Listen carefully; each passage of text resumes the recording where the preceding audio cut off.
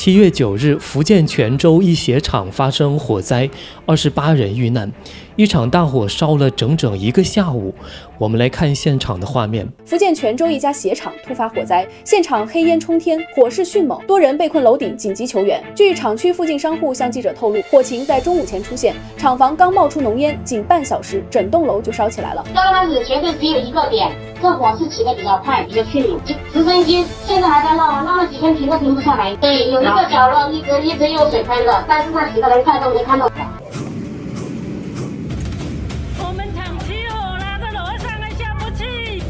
這不是天災，是人禍。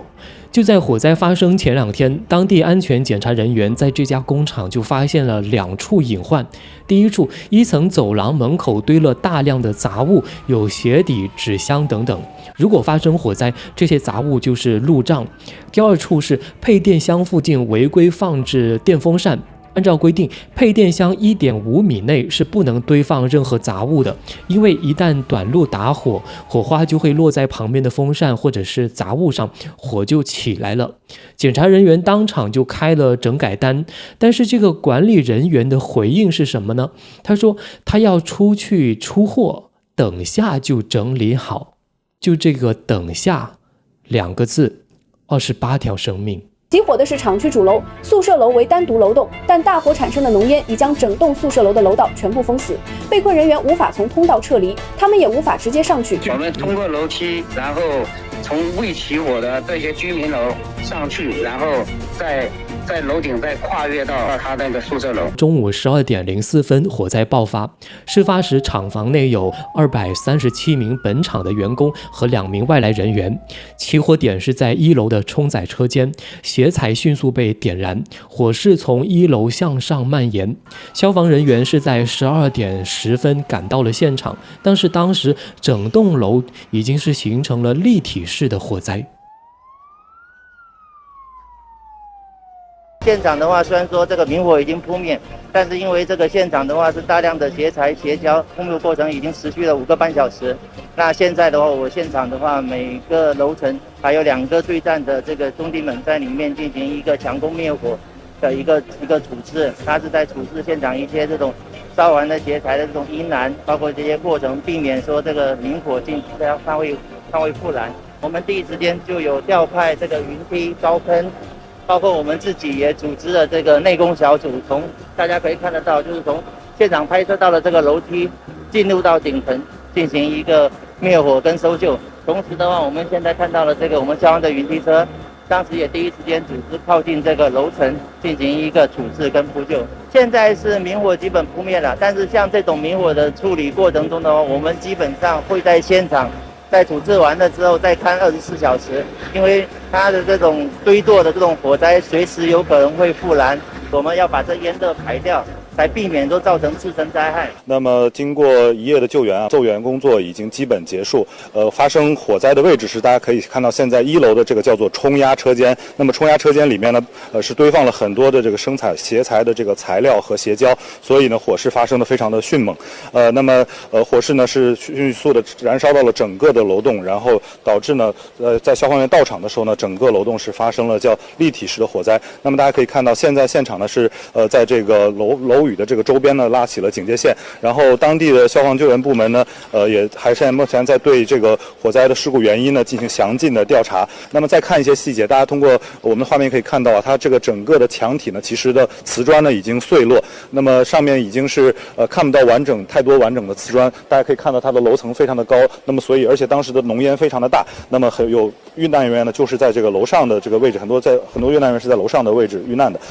那麼目前呢事故的原因查明呢還在緊張的這個進行當中。在事發後，企業負責人和相關責任人已經被警方控制，企業的賬戶被凍結，專家調查組也趕赴現場。在7月10號上午11點，泉州市就召開了一個新聞發布會，全體起立向遇難者默哀。但是再多的默哀，28條生命也回不來了。從畫面中我們可以看到一些工人被困在樓頂的一角，身後就是熊熊大火和濃濃的黑煙。消防水槍呢從樓下向上噴水，但仍然沒有緩解被困人員的險境。最終還是有人選擇了出於本能無奈的逃生方式。消防人員介紹呢，起火厂房的楼道內堆放了大量雜物，嚴重影響滅火速度，給救援工作造成了阻礙。其實呢，這不是陳代鎮第一次發生這樣的悲劇。2020年8月8號，陳代鎮西板村一棟廠房起火，造成8人死亡。6年，同一個鎮，同是廠房，同樣因消防通道被堵，導致救援受阻。就在去年8月，陳代鎮專項證之中呢，曾有一家鞋廠因第2通道被貨物堵死，被責令停止使用該樓層。今年6月，陳代鎮剛剛開展過暑期安全集中整治，其中就包括針對工貿廠房消防設施疏散通道的檢查。可悲劇為什麼還會發生呢？我們常說吃一塹長一智，這種舉一反三的三，為什麼在陳代鎮始終反不出來呢？安全生產不能總靠悲劇來推動。每一次重大事故之後呢，文件下發，會議召開，排查啟動，但持續落實往往在风头过後就被遺忘、被鬆懈。新疆陳代鎮呢，被譽為中國鞋都，7000多家鞋企，年產超10億雙運動鞋。但產業繁榮的前提是安全，我們不能總是用生命來補課。在起火前的2個小時是午休時間，大部分工人外出吃飯或者是回宿舍休息。一個遇難者的丈夫說，他叫妻子一起下班回家吃午飯。妻子說，我多車幾雙鞋再下班。工人是基建工資，多車幾雙鞋，再踩幾腳縫紉機，再多做完幾雙鞋，這是很多工人每天都會說的話。但沒想到，這竟然成了遺言。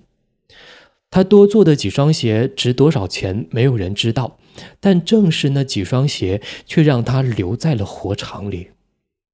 在這場火災裡，所有環節都出了問題。工人在一個有消防隱患的車間裡加班，在基建工資下，休息日對於底層員工來說就是一種奢侈。檢查人員發現了隱患，開了整改單，但是沒有人跟進。管理人員說等下整理，這個等下成了永遠。消防通道堆滿了雜物，逃生路線變成了死路。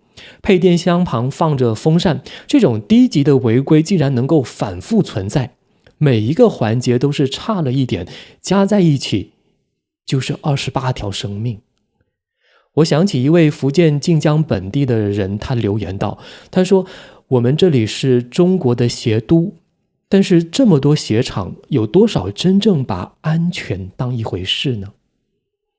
在寫這篇稿子的時候，我就一直在想那個他說我要多車幾雙再下班的女工。他只是想過得好一點，多賺幾塊錢，但他不知道那幾雙鞋會讓他出不了那扇門。這不是他的錯，是那些該管的人沒有管，該改的地方沒有改，該追的責任沒有追。願逝者安息。